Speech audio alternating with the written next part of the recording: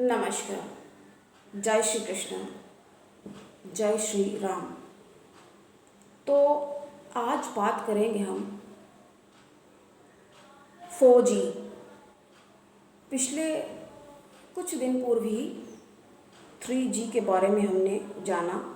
अगर आप नहीं जानते हैं और नहीं देखा है तो आप मेरा पिछला वीडियो देख लीजिए और सब्सक्राइब ज़रूर से कर लीजिए कि आपको ये ज्ञानवर्धक जानकारी समय समय पर मिलती रहे। तो बात हम कर रहे हैं 4G की। तो शुरू करते हैं। 4G। जी पहला गुरु, सेकंड जी यानी कि ज्ञान। और ये आपने हमसे बहुत बार सुना होगा कि गुरु बिन ज्ञान ना होवे। तो ये तो हो गया 2G। अब तीसरा जी, उसको आप और अच्छे से समझने के लिए देख लें तो ज़्यादा बेहतर होगा। तीसरा जी जिसके बारे में हमने बताया है और डिटेल में, थोड़ा सा, बहुत ज़्यादा लंबा नहीं है, 10 मिनट के आसपास, उससे भी कम। तो हम उसके बारे में बात करते हैं, घमंड। और चौथा जी आखिर क्या है ये। अब हमने आज जब 4G की बात की तो आखिर ये चौथा जी क्या है। तो दर्शकों, आपको हम एक अलग तरह से ही बताते हैं एस्ट्रोलॉजी। और काफ़ी सारी हमारी न्यूमेरोलॉजी के भी पड़े हैं वीडियोस। अगर आपका डायरेक्ट तो हर कोई देखे अपना जन्मदिन जानता ही है, तो आप उसको जाकर के प्लेलिस्ट में देख सकते हैं। और अगर आपको अच्छा लगता है तो आप, हमें लगता है बोलना शायद हम बहुत बार नहीं बोलते, कभी नहीं बोलते, तो आप लाइक ज़रूर करें, इससे उत्साहवर्धन होता है। तो हम 4G की बात करेंगे। 4G यानी कि गलती। अब बताइए गलती कब करता है। अब आजकल देखिए हर तरफ जो है इसी की चर्चा हो रही है, तो हम उसी की बात कर लेते हैं। ये आदि मानव जो हैं, अरे मतलब कहने का, हाँ हमने उसे जान के ही कहा, ये आप नाम भी देख लीजिए, आदि पुरुष है तो मनोज और मानव, तो आदि मानव वहाँ से मिला के, क्योंकि इतनी मूर्खता जो दिखाई है, हालांकि लेकिन जो लोग आहत हो चुके हैं उनका क्या। देखिए राम सीता का नाम, ये क्या मतलब कैस करने वाली बात हुई ना। तो राम सीता का नाम है तो ही तो उन्हें लोग देखने के लिए जा रहे हैं ना, तभी पहुँचे। अब इस तरह के डायलॉग आ रहे हैं सामने, तेरे बाप का तेल, तेरे बाप का कपड़ा, बुआ का बगीचा। तो ये क्या, ये चिरकुटपने की भाषा है। ये कौन सी चिरकुटई और छलछंद और कौन सी लंपट भाषा, लफंगों वाली, बिल्कुल लफंगों की कथा है। इसको नाम देना चाहिए लफंगई की कथा।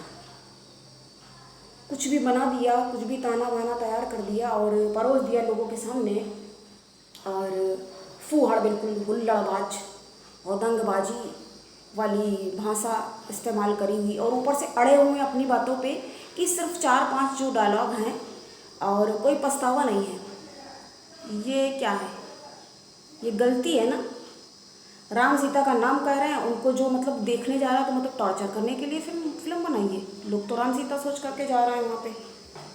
और क्या दिखाया है, रावण जबकि ब्राह्मण था और वो चारों वेदों का ज्ञाता और ज्ञानी, इतना वो पता नहीं चमगादड़ जैसा क्या वो लिए है और वो मांस खिला रहा है। अब बताइए जो नहीं खाता वो देख रहा है तो उसको वॉमिटिंग टेंडेंसी हो रही है। तो कैसा ओछापन, ये क्या तुच्छता है। बिल्कुल अपने को मतलब ज्ञानी बता के और बहस पे आमादा है ये, तो ये अच्छा तो नहीं कह सकते ना। और आपको जानकारी देने के लिए जो हम ये सामग्री जुटाते हैं और एकत्र करते हैं, तो आप उसके लिए सब्सक्राइब ज़रूर करें और शेयर करें। अगर आप नहीं करते हैं तो औरों को भी जानकारी तो होना ज़रूरी है ना, अपने सनातन धर्म की सुरक्षा के लिए। हमारे धर्म के ऊपर इस तरह से अगर कोई आघात करेगा तो बोलना तो अवश्य पड़ेगा ना। और वो इस तरह का रावण बना है, बिल्कुल खलजी लग रहा है।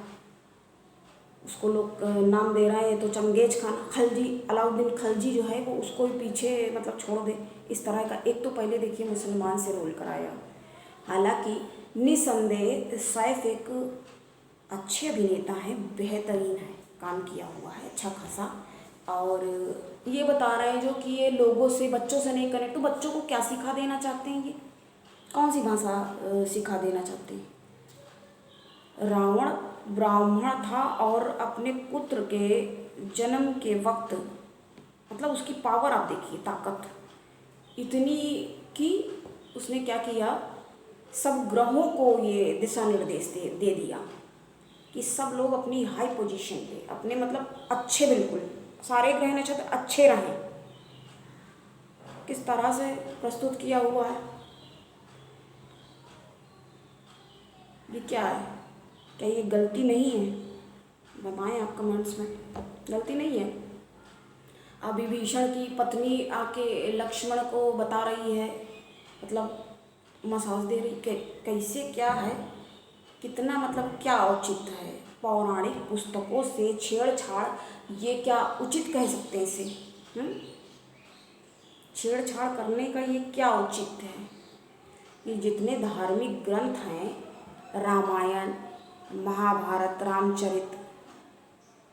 रामचरितमानस, गीता, भागवत पुराण, इन सब से तमीज़ से बनाओ तो ठीक भी है, कोई बात नहीं, लेकिन ये बेहुदापन और ये ओछापन और ये टुच्चेबाजी वाली भाषा कैसी है? ये गलती नहीं है। हम आजकल बात इसी की चल रही है तो हम इसी के बारे में बात कर रहे हैं। और असल में हरण ने डेंजर बनाने के चक्कर में क्या गंदगी का प्रदर्शन किया है, कैसे वो हरण कर रहा है, ऐसे बिल्कुल पकड़ रहा है, मतलब जैसे वो कुछ है ही नहीं। राम सीता और लक्ष्मण हनुमान, मतलब ये कुछ जैसे है ही नहीं। और जबकि रावण स्वयं इतना बड़ा भक्त था, उसके 10 सिर हैं, 10 शीश हैं कह रहे हैं, तो वो अहंकार का हालांकि प्रतीक है। सर मतलब इतना बड़ा घमंड है जो भी, तो उसकी भी एक अलग कथा है। तो क्या उसने अपने शीश शिव जी को काट के चढ़ाया, और वो स्वयं एक भक्त था, और उसमें क्या दिखा रहा है, हरण के समय उसका टीका हट रहा है, उड़ा जा रहा है, उसका टीका हटा, उसके हाथ में बाजू माला वो टूट रही है। तो ये क्या है, ये तिरस्कार और अपमान करने का इतना दुस्साहस ये किया हुआ है, तो इसको क्या कर सकते हैं। और ऊपर से ये क्या इनका कहना है कि लोग तो मतलब जो जिस काम के लिए बनाई गई है, एक दिन में 150 करोड़ 140 करोड़ के आसपास मतलब आ चुका है, तो जिस तरह से बनाई हुई है, तो ये हिंदुओं के साथ क्या भद्दा मजाक नहीं किया ये। यही फटकार फिर कोर्ट ने जब लगाई कि ऐसी हिमाकत की है, हिंदू तो सीधे साधे और शरीफ होते हैं, अभी और किसी धर्म के साथ ये किए होता तो क्या होता, ये किया होता अगर, तो दंगा फसाद।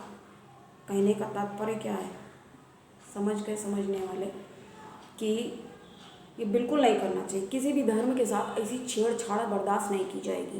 यानी मुस्लिम समाज के साथ किया होता तो अब तक विरोध प्रदर्शन और इतना कुछ हो रहा है, वैसा ही इन लोगों को सबक भी मिला, ऐसी लात मारी जनता ने, और सबने इतना भक्त था, अहंकार का प्रतीक जो था, मतलब उसको भी इस तरीके से चित्रित करा हुआ है कि लोहार बना दिया एक जगह, वो पीट रहा है लोहा, वो राजा है जिसकी सोने की लंका है, शिव जी के द्वारा उसको सोने की लंका, वो इतना बड़ा भक्त, इतना ज्ञानी, चारों वेदों का ज्ञाता जो था, उसको बिल्कुल छपरी भाषा और पता नहीं कितना निम्न स्तर गिरा हुआ, कितना आखिर क्या कहा जा रहा, इतना कुछ कहा गया। हिंदू मुस्लिम की बात नहीं है यहाँ पर, हिंदू मुस्लिम सभी उसका विरोध कर रहे हैं। कौन ऐसी भाषा सिखाना, और बच्चों की जो बात कर रहे हैं, बच्चों को क्या मतलब लफंगा बना के तैयार करना, मवालीगिरी सिखाने के लिए, कोई दिखाने के लिए ले जाए, बैन कर देना ही सबसे ज़्यादा उचित है। वही कहा, गुरु ग्रंथ साहब कुरान, भगवत गीता, इन सब, रामायण, इन सब के साथ ऐसी छेड़छाड़ बर्दाश्त नहीं की जाएगी। तो ये इस पर ही देखिए आज चर्चा हो गई। और जो बात करते हुए सीता को ऐसे देख रहे हैं सामने, वो उनको उनके ससुर के द्वारा एक आशीर्वाद मिला था। जब खाना जैसे जाते हैं बनाते हैं, तो जब सीता जी अपने ससुराल में गई, उन्होंने भोजन अच्छा सा बढ़िया सा बनाया, तो क्या हुआ, ससुर ने उनको आशीर्वाद दिया कि जिसकी तरफ देखोगी इतना तुम्हारे अंदर एक तेज है, इतनी तेजस्वी हो, वो भस्म हो जाएगा। कभी वो सामने नहीं देखती थी, हमेशा एक तिनके को देखते हुए, यानी वो क्या दिखाती थी, वो रावण की तरफ देखना भी नहीं चाहती। ये बताया कि विवाह के लिए कहा रावण ने, तो वो कहता था, उसके अंदर उतनी ताकत नहीं थी। यहाँ तो क्या दिखा रहा, उसने क्या कर दिया, तो वो टंग के जा रही है, उसका टीका उड़ गया और क्या क्या, मतलब कहाँ तक एक्सप्लेन किया जाए इसको। निकालने लगे तो कितनी सारी निकल आएंगी। तो हालांकि राहत की बात यह है कि टाइट कर दिया गया है, और अब इस पर और समय देना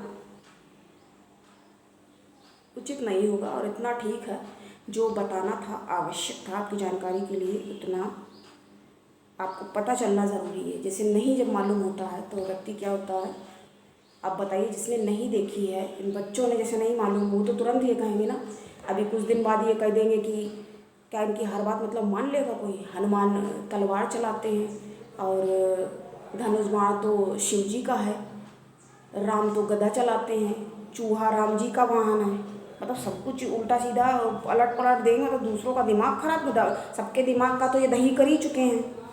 इतना इन्होंने जो अपना परिचय दिया है, ये क्या किया हुआ है कि अब शायद, लेकिन अभी तक तो गलती मतलब मानने को तो ये तैयार ही नहीं। उसी आज हमने 4G की बात की, अब चूँकि यही चल रहा है माहौल, तो लगा इसके बारे में आपको, इससे रिलेट आप जल्दी समझ पाएंगे इस चीज़ को कि जी से अपने को ज्ञानी जो समझता है तो कैसी गलती भी करता है। तो आज के लिए इतना ही, और मिलते हैं फिर अगली चर्चा में।